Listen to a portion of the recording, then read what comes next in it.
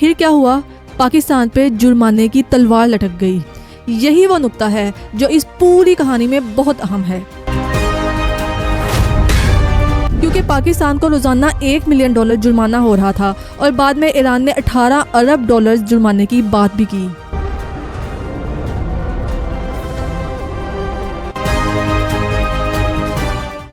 آج ہم بات کریں گے IPP، Iran Pakistan pipeline. اس منصوبے کا آئیڈیا کہاں سے آیا؟ اس منصوبے کا تصور دراصل آج سے کئی دہائیاں پہلے 1950 میں پاکستانی انجینئر ملک آفتاب احمد خان نے پیش کیا کہ ایران کے وسیع گیس ذخائر کو پائپ لائن کے ذریعے جنوبی ایشیا تک لایا جا سکتا ہے۔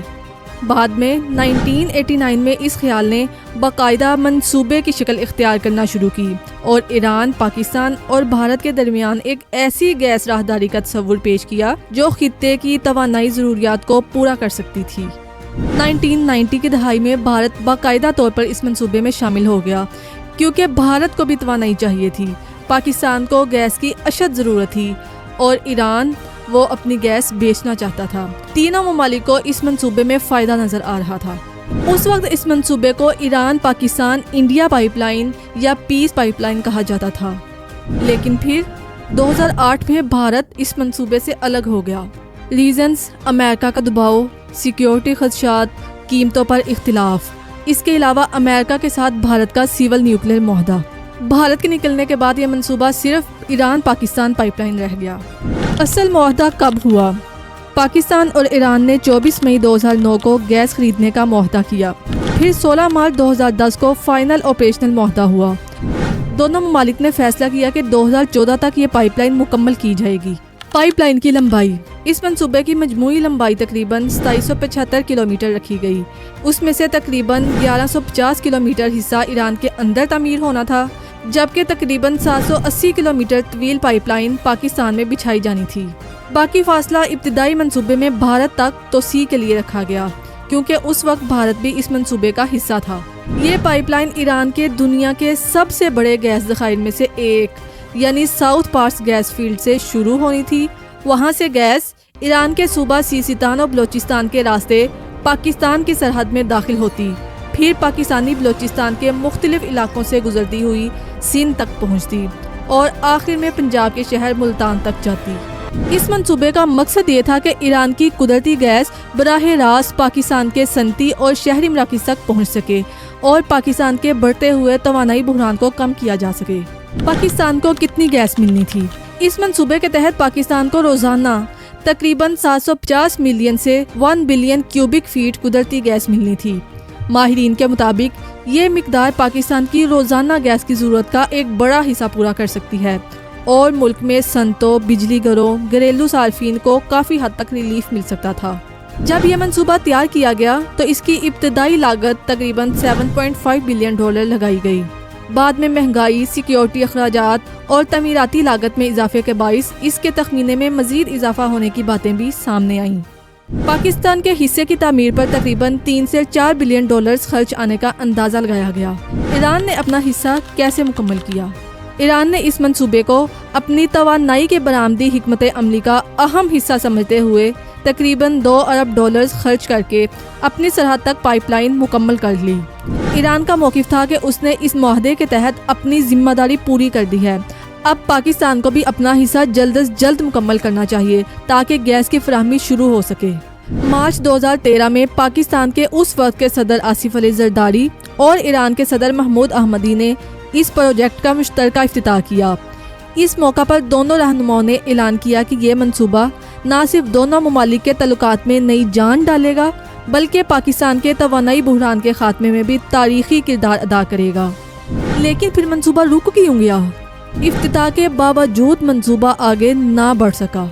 اس کی سب سے بڑی وجہ امریکہ کی ایران پر عائد سخت معاشی پابندیاں تھیں۔ واشنگٹن نے کلیئر طور پر اشارہ دیا کہ اگر پاکستان نے یہ منصوبہ کنٹینیو رکھا تو اسے بھی معاشی پابندیوں کا سامنا کرنا پڑ سکتا ہے۔ پاکستان کی معیشت پہلے ہی کمزور تھی۔ IMF پروگرام اور بین الاقوامی مالیاتی نظام تک رسائی اس کے لیے انتہائی اہم تھی، اس لیے اسلام آباد نے اس معاملے میں انتہائی محتاط رویہ اختیار کیا۔ دوسری وجہ پیسے بھی نہیں تھے۔ پاکستان کے پاس اربوں ڈالرز کی سرمایہ کاری کے لیے فنڈنگ نہیں تھی۔ ایران نے $500 ملین قرض کی پیشکش بھی کی، لیکن بعد میں مالی مشکلات کی وجہ سے یہ پیشکش واپس لے لی۔ تیسری وجہ جیو پولیٹکس۔ پاکستان امریکہ کو ناراض نہیں کرنا چاہتا تھا، سعودی عرب کے ساتھ اپنے تعلقات خراب نہیں کرنا چاہتا تھا۔ اس کے علاوہ مالیاتی عالمی نظام سے کٹنے کا خطرہ مول نہیں لے سکتا تھا۔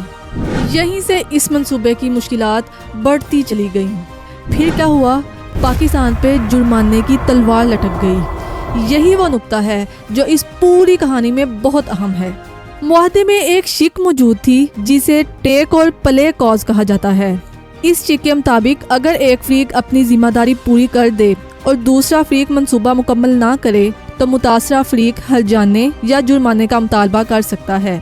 چونکہ ایران نے اپنی پائپ لائن مکمل کر لی تھی جبکہ پاکستان اپنا حصہ تعمیر نہ کر سکا، اس لیے ایران نے موقف اختیار کیا کہ پاکستان نے معاہدے کی خلاف ورزی کی ہے اور اسے جرمانہ ادا کرنا چاہیے۔ کئی میڈیا رپورٹس میں یہ بات سامنے آئی کہ جرمانے کی رقم وقت کے ساتھ بڑھتے بڑھتے $18 ارب تک پہنچ سکتی ہے، کیونکہ پاکستان کو روزانہ $1 ملین جرمانہ ہو رہا تھا اور بعد میں ایران نے $18 ارب جرمانے کی بات بھی کی۔ تاہم یہ رقم کبھی بھی کسی بین الاقوامی عدالت یا ثالثی ٹریبیونل کی جانب سے حتمی طور پر مقرر نہیں کی گئی۔ یہ زیادہ تر ایران کے ممکنہ دعوے یا تخمینے کے طور پر سامنے آئی۔ پھر پاکستان نے جرمانہ کیوں ادا نہیں کیا؟ اس کی 3 بڑی ریزنز ہیں۔ پہلی ریزن، پاکستان نے موقف اختیار کیا کہ امریکی پابندیوں کی وجہ سے اس منصوبے پر عمل درآمد ممکن نہیں تھا۔ دوسری وجہ، ایران نے بھی فوری طور پر کسی بین الاقوامی عدالت سے جرمانہ وصول کرنے کی کوشش نہیں کی۔ جبکہ تیسری ریزن، دونوں ممالک مسلسل اس معاملے پر بات چیت کرتے رہے اور پاکستان کی حکومتیں وقتاً فوقتاً یہ کوشش کرتی رہیں کہ منصوبے کو مکمل کر کے کسی ممکنہ قانونی کارروائی یا ہرجانے سے بچا جا سکے۔ 2024 میں اچانک کیا ہوا؟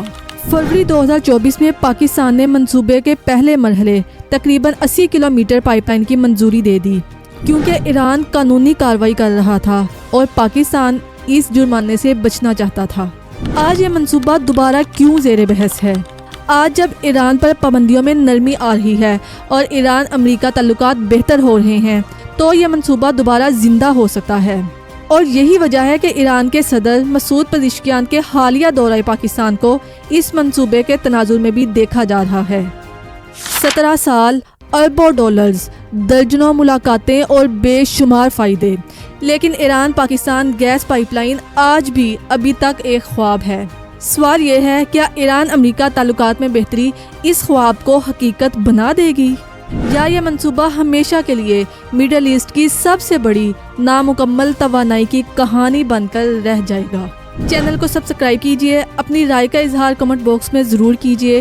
آج تک کے لیے اتنا ہی، ملتے ہیں اپنی اگلی ویڈیو میں، تب تک کے لیے اللہ حافظ۔